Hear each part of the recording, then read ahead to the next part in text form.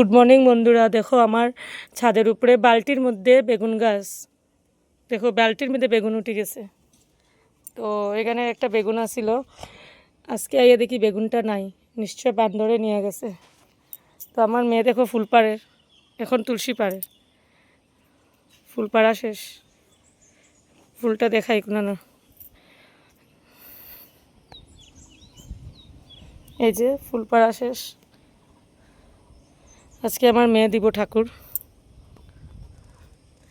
এত আরাম লাগছে, ওয়েদারটা খুব সুন্দর ওয়েদার।